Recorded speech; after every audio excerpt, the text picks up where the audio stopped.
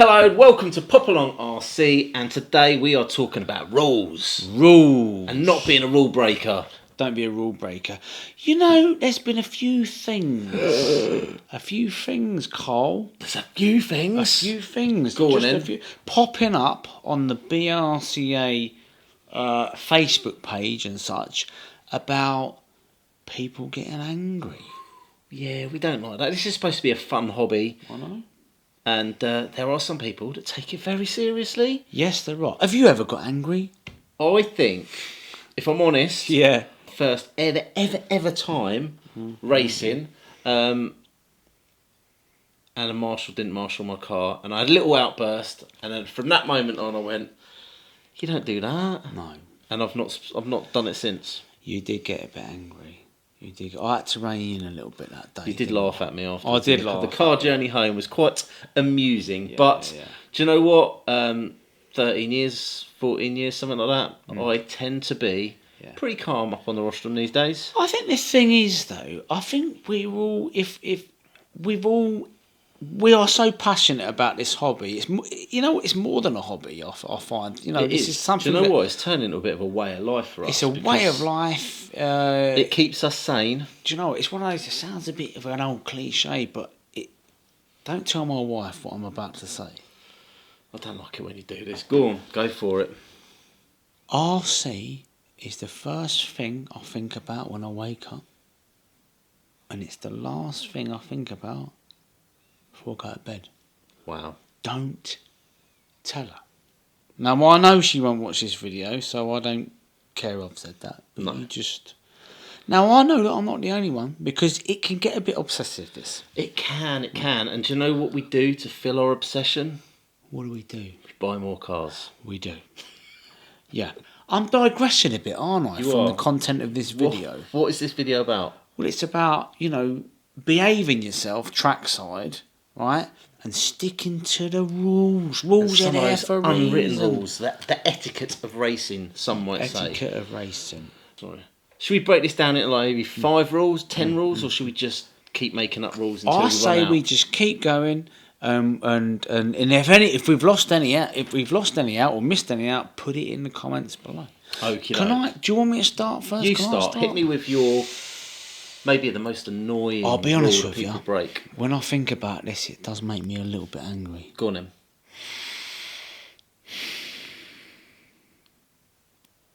Take a deep breath.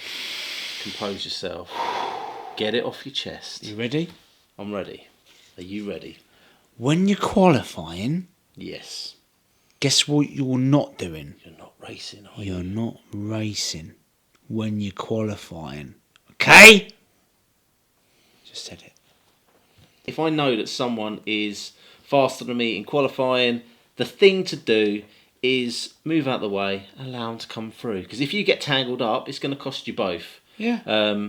It is quite annoying when you let people through, then they bin it at the next turn, and they end up behind you, and then you're back in front. And I've had that a few times, but you know what? It's the nature of the beast. Keep your wheels on the ground and keep away from other people. Absolutely right. It's difficult sometimes, especially if you perceive somebody who's not. They're not as quick as me. Well, actually, maybe they are. Maybe they are on that particular race. Maybe got the tyre right. Exactly. Maybe they got the tyre right. You haven't. But let people through, man. Please. It is quite frustrating. Now, for the person in front, a little bit of advice.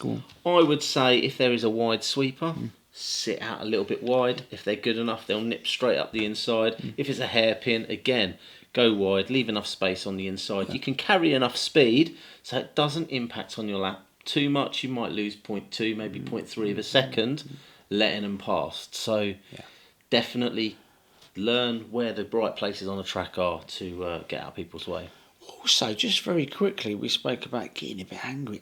Anger, some basic anger management techniques, because you can come off the rostrum quite hot and flustered and a little bit angry. We've seen that as well. Yeah, and it's happened to me. I'll hold my hand up. And do you know what I do these days? Go on then. I'll go and get a drink. I'll go outside, have a little walk, then I come back in and I'm all good. That's all you've got to do, innit? Do you know what, actually? Go on. Even more so for us now, because I do think, because we do this, because we're on the channel, people do watch us. People do try and speak to us between rounds and stuff like that. So we almost need to be role models for good race etiquette and also composure off the track. So I do know sometimes when I've seen you've had a bit of a mare qualifying or someone's taking you out, I try to get to you before anyone else does and say, take a deep breath, Mark. We've all done it. We're all guilty of it. You know, this is something we look forward to of a weekend, and then of course we've totted it out before, haven't we? You know, you get what in total, if you're lucky, half an hour on track. Yeah. If you're lucky. If you're having a 2-legged final or whatever, but you know, so if somebody ruins one of your races, it's difficult to stay calm. Totally get that, but you really must at the end of the day, because you know there are kids at the track, and rightly so, and we've got to be good role models for them. But there you go. There we go. Right, next. What else? Next one. Now, shouting at a marshal. Okay, so that was a lesson learned. I did it in my very first race, and the marshal was like, Marshal, pick up a car. Yeah. And they were, oh yeah, okay, I'll get it. Do you know what? Don't crash. You won't need to be marshalled. I was just about to say that. Whose fault is it that you're getting marshalled? It's not the marshal's fault, is it? So, and do you know what? You're going to be the marshal at the next round anyway. So you've got to respect the marshals. They're there to have a fun time anyway, and they're doing you a favour by marshalling your car. Absolutely right. However, marshals, keep your phones in your pocket. Keep your phones in your pocket. And don't wear Crocs and slip-ons. That happened to me once. No, I didn't wear them, but someone ran onto the track and then they ran off and they left there. And also, I hit their foot. You hit their foot, so you need to have sensible shoes on. But I do believe you've also had someone run onto the track and they've run off with loose shoes on and left their trainer behind on the track. I've seen that. That's happened as well. So sensible footwear, guys. Yeah. The other one as well. Go on. And I've been caught out with this. Guilty. I've been caught out with this one. When marshalling, sometimes people see me and they come over and have a chat. Now, I like chatting to people. But when I'm marshalling, I get distracted.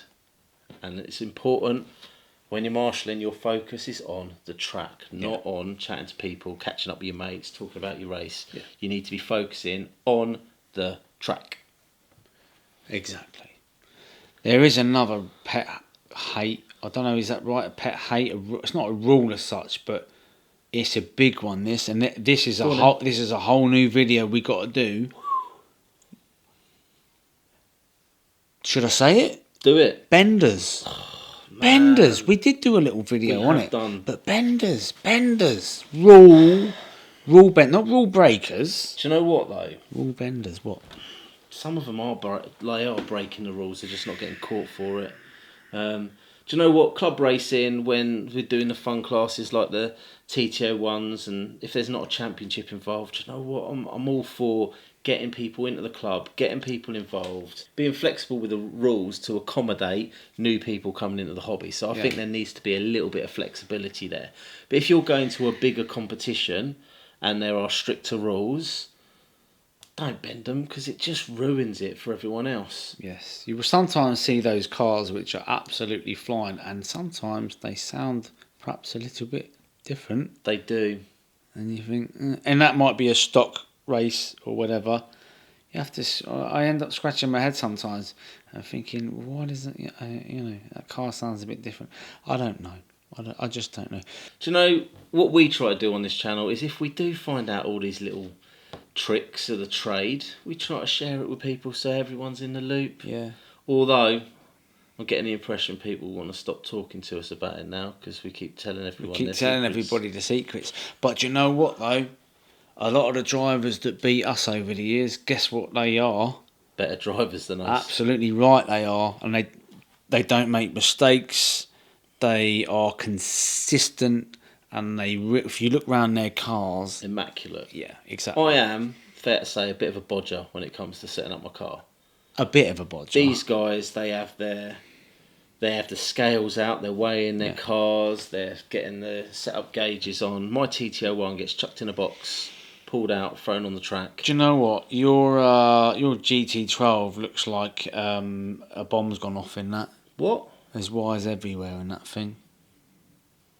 Let's not mention your soldering again. I'm still getting abuse for that. Good.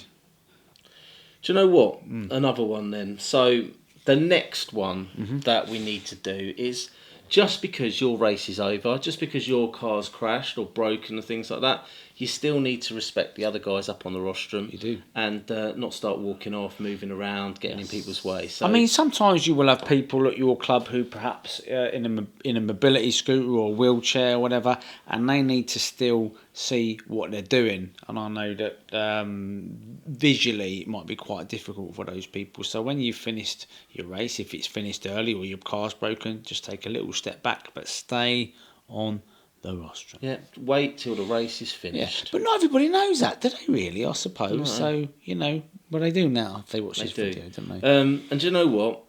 If we're at a practice day and we're up on the rostrum, me and you will have a little bit of a chat, won't we? And we'll have a laugh and we'll be taking the mick out of each other. But not everyone wants to listen to our angelic tones and our commentary.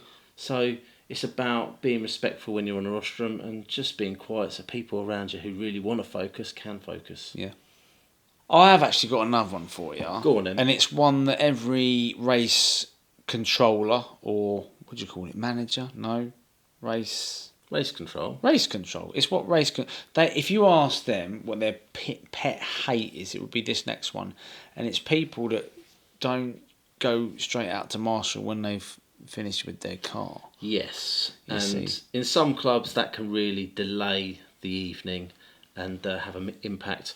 Here in the UK, we don't have the luxury of having lots of facilities where they're permanently set up. We have got a fixed amount of time, it might be 4 hours, to get in, build a track, put the carpet down, set it all up, run the meet, pack down, get it all back in the cupboard. Yeah. Time is very valuable, very important. So please, if you are at the club, put your card down, straight to your marshal point, and then you can do your tinkering in between that and the next round. That's right. Do you know what? As I said earlier on, you're on a time restraint to get everything set up and packed down. Yeah. The more hands on deck, the better. So again, if you're racing, help out. Help out. Help everybody. You'll be in and out in no time. And you know what? If you get into the habit of helping out and everyone does it and you become more efficient at setting up the track and packing down the track, that's when race control say, oh, that was a bit quick, maybe we can have slightly longer races, or maybe we can squeeze in an extra heat. And it just means more racing if you can get the packing down and setting up done quicker. Do you know what? In the early days, this is a bit of a confession now. Go on then. In the early days when we used to race, years ago, the way the club used to run it was that if you had to give like a deposit, if you like, yeah, £3, whatever, and then when you pack away, at the end you get your £3 back. Now one day, I didn't help, and then I went to get my £3 back. I do remember that. And do you know what happened? You got told. They told me, they went, you're not having your £3 back. And I said, why am I not having my... And they said, you didn't help. And I went, oh yeah. I do remember that. I missed out on my £3, Did make me chuckle. Yeah, I missed out on my £3, but like I say, it's just, help where you can, right? Help where you can, do your bit, and let's all grow this hobby together. Let's do it. Anyway, there's a few little unwritten rules, bits and bobs that we thought you might find interesting. If there's any that we've forgotten, stick them in the comments down below. Maybe we can do a follow-up video if there's some really obvious ones we've forgotten, because blatantly we're just sitting here waffling tonight. And do you think that's they what know we come that? out with. Do you think they know that we just waffle? We don't script anything. We don't script. We just. They don't know that lot. They don't know that. They think we're very professional. They think we've planned this. Yeah. We've got notes or something. Yeah. Because we are professional. I mean, you've got that T-shirt. Well, I've got my and that is actually Super Shot T-shirt. And it's not on backwards. That's printed on the front. This is printed on the front, yeah. Yeah. Yeah, we are professional, and the channel's growing, and I suspect this time next year, we might be making evens. Yeah. Making evens by this time next year. Yeah.